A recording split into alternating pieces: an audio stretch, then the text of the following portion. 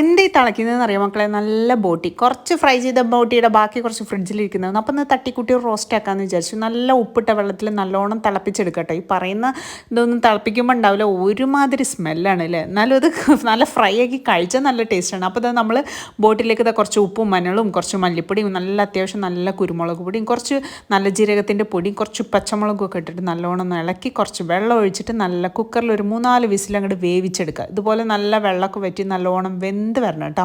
ഇനി നമുക്കൊരു റോസ്റ്റ് പരിവാക്കാൻ വേണ്ടിയിട്ട് നമ്മൾ കുറച്ച് ഉള്ളിയും കുറച്ച് കറിവേപ്പിലേക്ക് ഇട്ട് നല്ല വെളിച്ചെണ്ണയിലിട്ടിട്ട് നല്ല മൂപ്പിച്ചെടുത്തിട്ടുണ്ട്. ഈ വെന്ത് വന്ന സാധനം ഈ ഉള്ളിലേക്ക് കണ്ട് കൊട്ടിയിട്ട് നല്ല ഒന്ന് മിക്സ് ചെയ്തെടുക്കുക കേട്ടോ. വേണമെങ്കിൽ ഒരു ഇത്തിരി വെള്ളം ഒഴിച്ചിട്ട് ഒന്ന് സെറ്റാക്കി എടുക്കാം. അപ്പോൾ അതെ നല്ല ഡ്രൈ ആയിട്ട് എടുക്കണം കേട്ടോ, എന്നാലാണ് ടേസ്റ്റ് ഉണ്ടാവുള്ളൂ. നല്ല കപ്പയുടെ കൂടെ അല്ലെങ്കിൽ നല്ല ചപ്പാത്തിയുടെ കൂടെ ചോറിൻ്റെ കൂടെ എന്തിൻ്റെ കൂടെ വേണമെങ്കിലും പോകും.